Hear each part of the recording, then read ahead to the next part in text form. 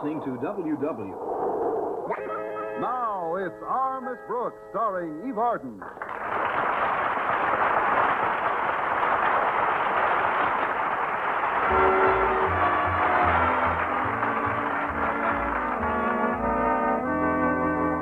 Well, school was out last week, but Our Miss Brooks, who teaches English at Madison High, still hasn't decided where she's going on her vacation.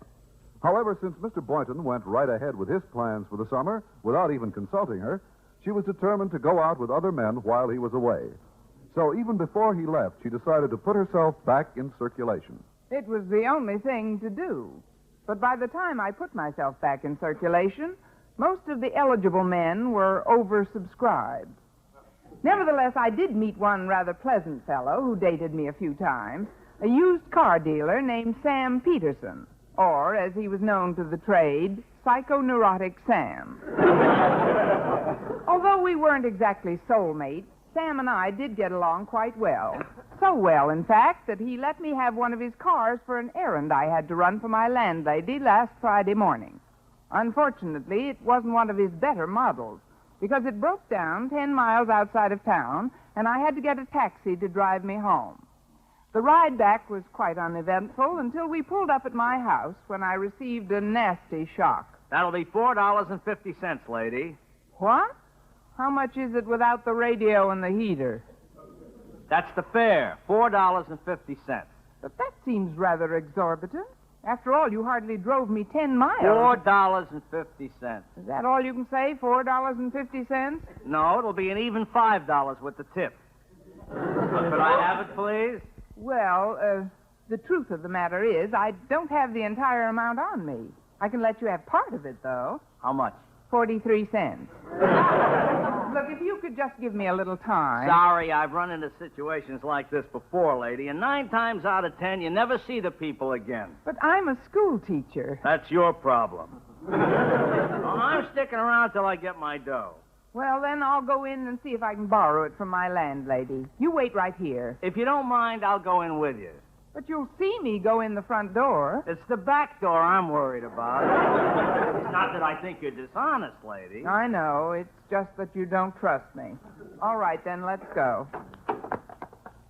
Just as soon as I see my landlady, I'll settle up with you. I just hope she's in. Oh, Connie, there you are. I was wondering when you'd be back there. Oh, hello, Mrs. Davis. This is Mr. Finch. Fred Finch. Oh, of course. How are you? I've heard so much about you, I feel as if I'd known you for years. Mrs. Davis. You heard about me? Yes, indeed. And the reports weren't a bit exaggerated. Oh, he's as cute as he can be, Connie. Mrs. Davis, Mr. Finch is a cab driver. Well, that's nice. It's about time you were getting away from biologists. Breakfast is on the table, and there's plenty for all 3 of us. So you go right ahead in, Mr. Finch. Well, thanks. I wouldn't mind a bite at that. Go right into the dinette, Mr. Finch. We'll join you in a minute. Well, thanks. Well, at least now I won't have to worry about the tip. Mrs. Davis, what gave you the idea that I'd been dating Mr. Finch or anybody else besides Mr. Boynton? I haven't mentioned anything to you. I know, dear. But Mrs. Jackson saw you out driving last Sunday with some man. And then Mrs. Lane saw you at the movies with him Tuesday evening. And Mrs. Stewart saw you in the bowling alley with a friend on Wednesday. And where did I go last night? Well, I don't know, dear. The reports aren't in yet.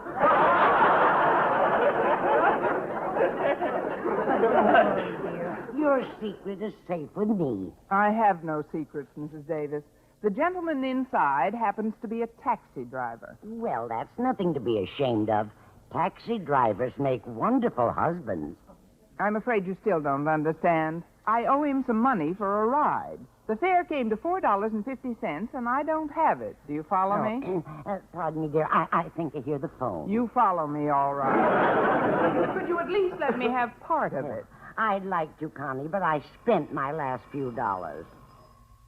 Now, who's that at the back door? Oh, it's probably Walter Denton. I promised Mr. Boynton I'd lend him my valise, and Walter said he'd drive me over there this morning, but That was before I borrowed my friend's car, and before I had to take a taxi, and before I had to borrow some money to pay for it, and before I wished I was dead. Come in, Walter. The door's open. There's the answer to your problem, Connie. Walter and Mr. Boynton. Oh, no. Walter's too young, and Mr. Boynton's too Mr. Boynton. Oh, you mean my monetary problem? Yes. You've laid out money for Walter's lunches all term long. Not to mention what Mr. Boynton owes you for movies and for gas. Why not try to collect? Good morning, ladies. Say, I just came through your dinette, and there's a man eating like mad in there. Well, don't be jealous, Walter. You'll be past him in no time. Yeah, I have a pretty good idea who he is. I guess the date Tuesday night was pretty successful, huh, Miss Brooks? Walter, how did you know I was on a date Tuesday night? Should I give you the one about the little old birdie flapping her beak at me? No, and I'll thank you to be more respectful to Mrs. Davis. No, Mrs. Davis didn't tell me. Harriet and I just happened to see you in the balcony of the State Theater that night. Oh, I see. How did you like the picture? When Harriet and I are in the balcony, who watches the picture? Connie, there's something you wanted to talk to Walter about, remember? Yes, Mrs. Davis. Now, I'll go in and start the dishes. Well, Walter, since you've already seen him, the man in the dinette happens to be a taxi driver. Well, that's nothing to be ashamed of. Taxi drivers make wonderful husbands. So I've heard lately. I'll be perfectly frank, Walter. This driver is here now because I haven't the $4.50 I owe him. However, since I've advanced you about $10 in lunch money during the past year...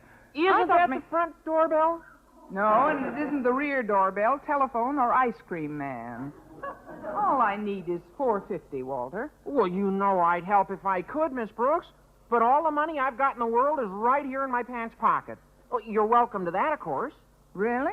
Sure. I'll get it for you. If first I have to remove the rubber band from around the bottom of the pocket. There. Now I have to take away the staples from across the bottom of the pocket. The staples? Ooh, that's in the case of pickpockets. Yeah, now to remove the safety pin that holds the money in place. A safety pin. Well, here you are, Miss Brooks. $1.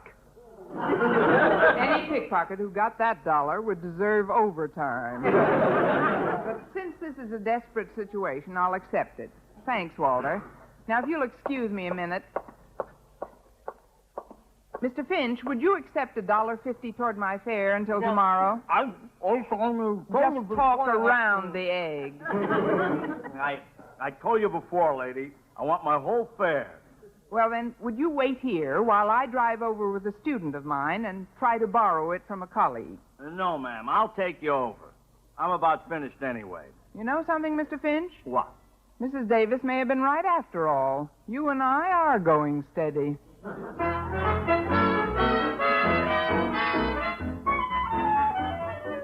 You hear a lot of talk about brotherhood these days, don't you? People getting along together, understanding each other's problems. Maybe that's the key word of it all, understanding. In other words, to practice brotherhood is easy through understanding. Easy because all you have to do is think about it. Perhaps it's not quite that easy, though, to remember it, to practice it, and to live it. That's why we think it would be well for all of us to pay closer attention to some of the messages of the music of today. These messages will serve as a reminder to us of the deep meaning and vital importance of brotherhood. Listen. Really. If we only had love. If we only had love.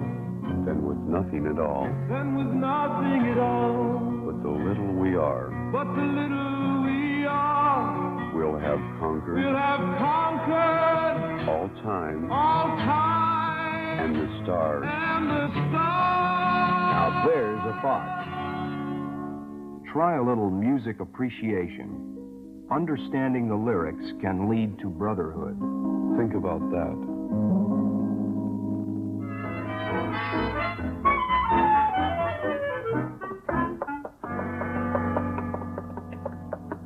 I I know you're cautious, Mr. Finch, but there's no reason to walk up to my friend's apartment with me. Well, I just don't want to take any chances, Miss Brooks. Anyway, I wanted to see that you got this valise up here okay.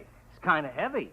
Oh, that's right. You did lift it out of the cab when you handed it to me downstairs. Well, here we are. Be right there. Oh, hello, Miss Brooks. Come in. Thanks, Mr. Boynton. Let me take your valise and... Oh, hello. Mr. Boynton, meet Mr. Finch. How are you? Fine. I've heard a lot about you, Finch. Hey, I get around, don't I? Please, Mr. Boynton, there's something I wanted to ask you. If Mr. Finch will excuse us for just a minute. I was preparing a little early lunch for myself. I'm sure there'll be enough for two. Why not go into my kitchenette and help yourself, Mr. Finch? Oh, no, thanks. I'll be glad to. As I say, no thanks, he'll be glad to. It's right through that door. Okay, don't rush yourself, Miss Brooks. He's another Walter Denton with the grocery department. Miss Brooks, I'm not one to criticize, but I believe you're acting in poor taste in this instance. In very poor taste. What are you talking about, Mr. Boynton? You know very well what I'm talking about. I should think you'd be more considerate toward a man you've known for 6 years than to bring your newest male companion to his apartment. I may be just a poor biology teacher, but I have some feelings. You have? I mean, of course you have, Mr. Boynton, but this man is a taxi driver. Taxi driver? I never thought you were that interested in money. Look, Mr. Boynton, where did you get the idea that I'd go out with anyone besides you? No, come now, Miss Brooks. I've got ears, I've got eyes. And a mouth, and a chin, and the nicest... Never mind the flattery. You knew I was going away in a few days. You might at least have waited until the body was cold. When was it warm?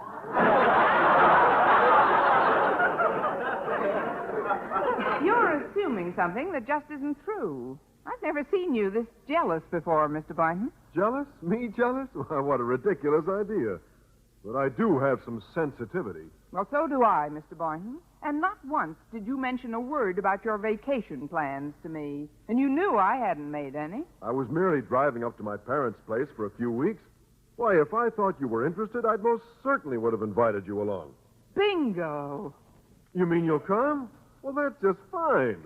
Oh, but I don't want you to think that your bringing a boyfriend to my apartment has influenced me in any way. I reiterate, he's not a boyfriend. In fact, I can't go anywhere until I settle my taxi fare with him.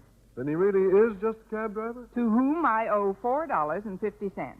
Now, I don't like to mention it, but I have advanced you $10 or $15 during the past term, so if you could let me have about 3 of it now, I could settle up. Or is the doorbell ringing? I'd like to help you, Miss Brooks, but $2 is all I've got. Then that's all I'll take. Thank you, Mr. Boynton. Now, if you'll excuse me for a minute. Well, here I am again, Mr. Finch. If you'll accept $3.50 toward my fare, I'll be able to settle the balance very soon. Well, I think You sound like one of my more backward pupils. I told you before, and I'll tell you again. I want my whole fare, $8.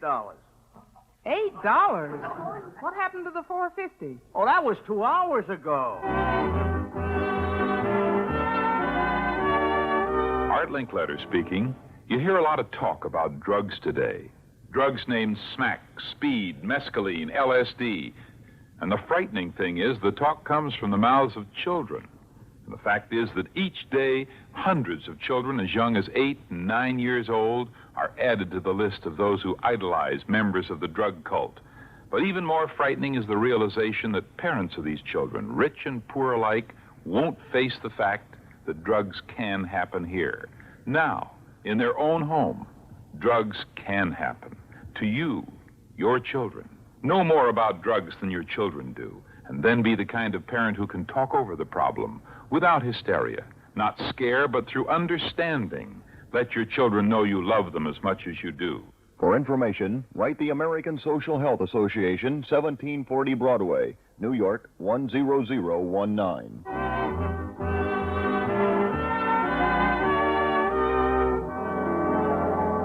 Well, so far, Miss Brooks has spent the entire morning trying to collect $8 cab fare, which she owes.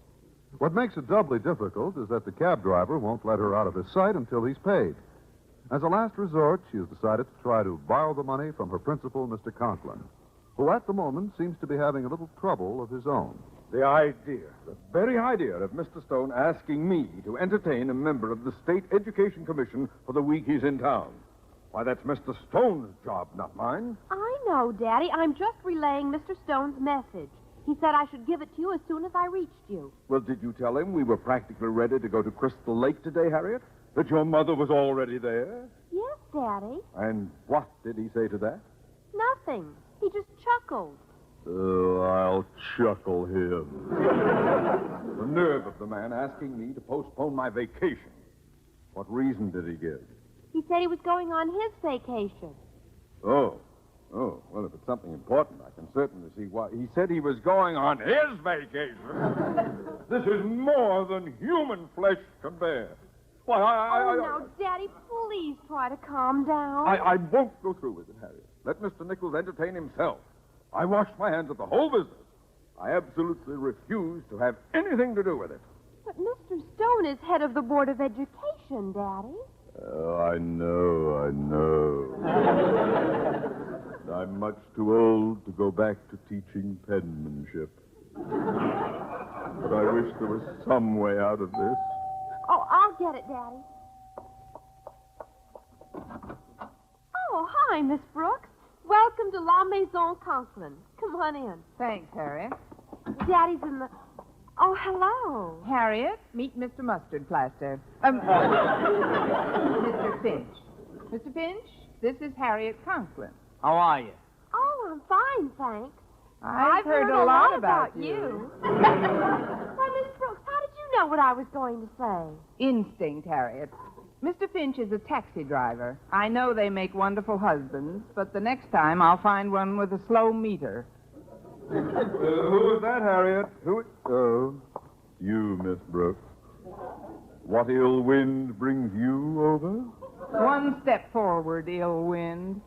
Mr. Conklin, meet Mr. Finch. How are you? He's a cab driver, Daddy. Isn't that romantic?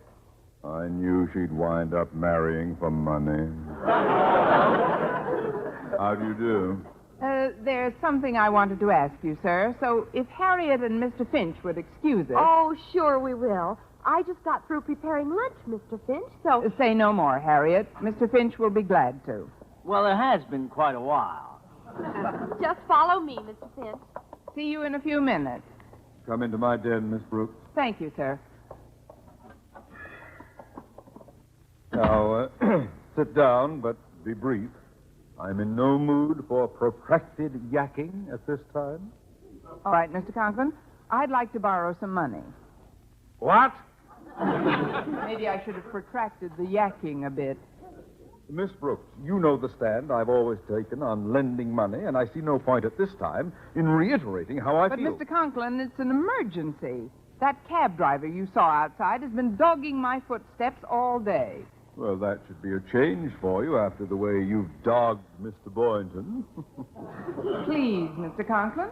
I owe him $8 cab fare. I have about $3 of it, but he won't leave me until I give him the remaining $5. Miss Brooks, permit me to repeat one of my favorite axioms. I'll do anything for you, sir, if you'll lend me the money. Absolutely anything. Neither a borrower nor a lender be, for loan oft loses absolutely anything.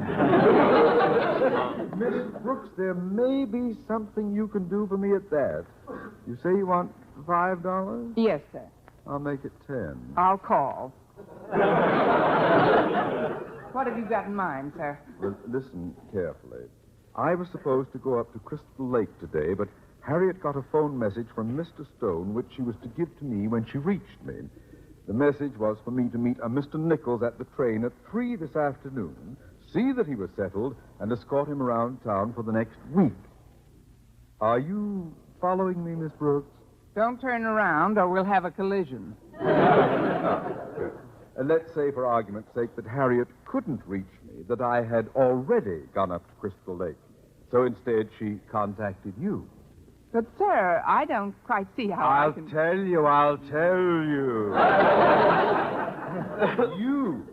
You will meet Mr. Nichols in my place and delay coming over here until Harriet and I are packed and out of town. For this, I will give you $10. On behalf of Mr. Nichols' welcoming committee, Mr. Boynton and me, I accept. Now, if you'll excuse me. Hello again, Mr. Finch.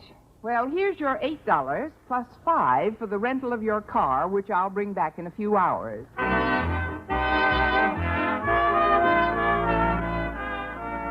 What greater or better gift can we offer the Republic than to teach and instruct our youth? The United States Army Europe and the United States Air Forces Europe agree with those famous words.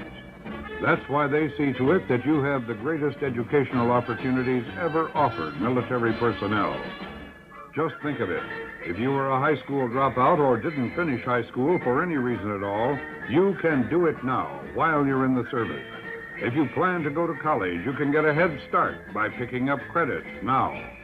And if you've already attended a college, it might even be possible to get your degree while you're over here in Europe. And by that, I mean either a bachelor's degree or a master's. Ask your education center about the American universities, which offer programs tailored to your needs. The University of Maryland, Boston U, Southern California, Utah, Ball State, and Oklahoma. Not to mention the school with the worldwide campus, USAPI. Don't pass up this golden opportunity to make your service time achievement time. Get in touch with your education center first thing tomorrow.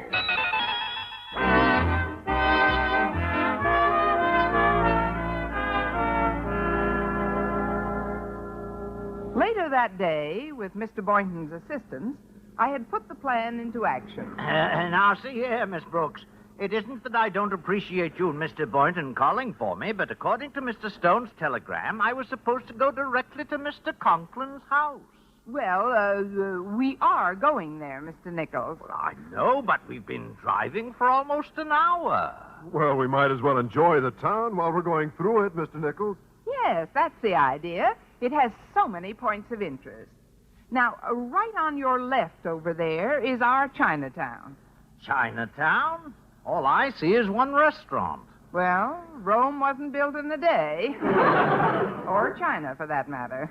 Miss Brooks, I was supposed... You see that house over there, the real old one? Oh, I don't want to hear about any more houses. Oh, but this is simply fascinating, Mr. Nichols.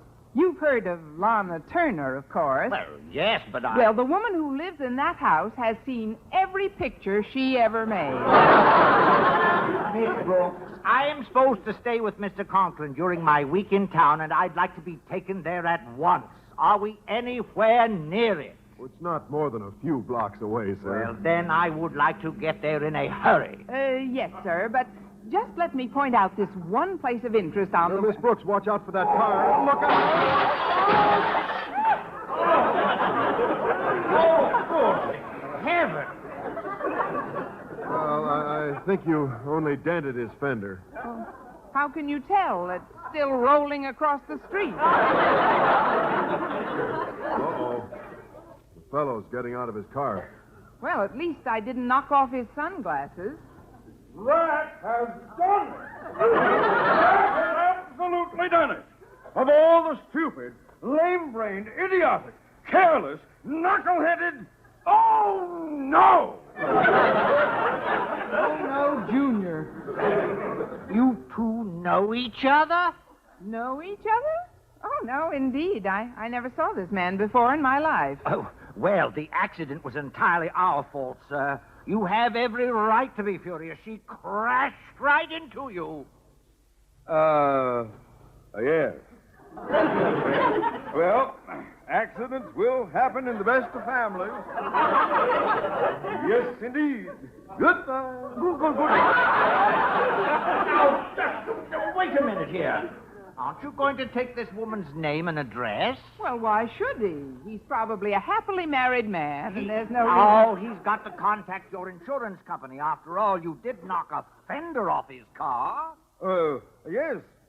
Well, I'm sure that can be repaired. After all, what's a fender? What's a fender? He's got 3 more where that came from. Certainly. Well, I must be running along. I'm on my way to my vacation, and I don't want to delay any further. But look here. This is a serious accident. Not only was your fender knocked off, but the front of this lady's car is smashed in. Miss Brooks, you're going to ask to see his license, aren't you?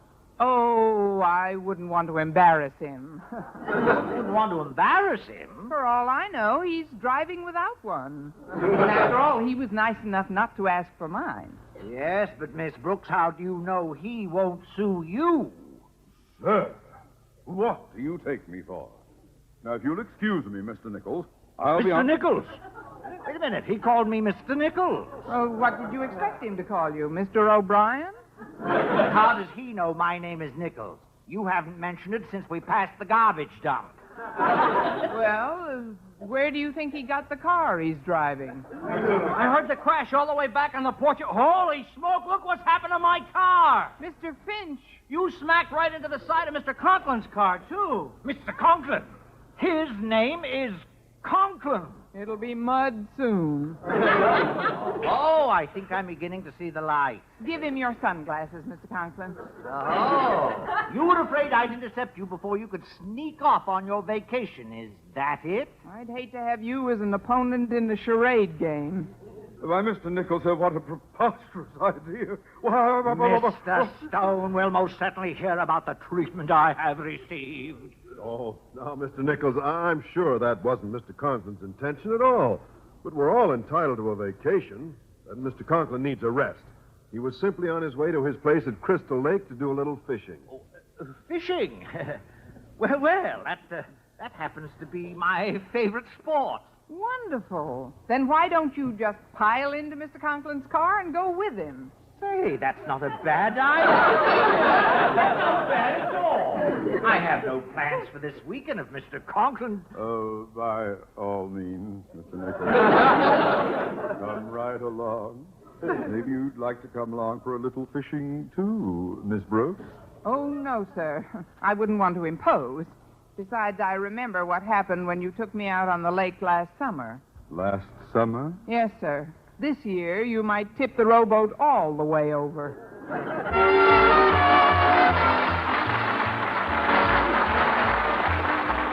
Miss Brooks, starring Eve Arden, transcribed, was produced and directed by Larry Burns, written by Arthur Olsberg and Al Lewis, with the music of Lud Gluskin. Mr. Conklin was played by Gale Gordon.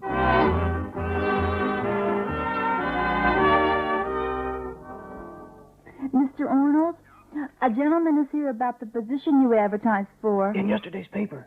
Yeah, in yesterday's paper, Mr. Arnold. All right. Mr. Arnold asked if you'd had specific experience in this field. 4 whole years? 4 whole years, Mr. Arnold. Mm-hmm. He wants to know if you've already been in the service. 1.5 whole years.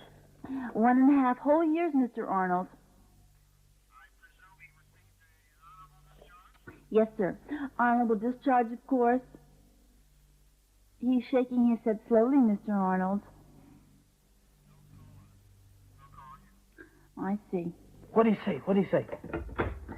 Don't call us. We'll call you.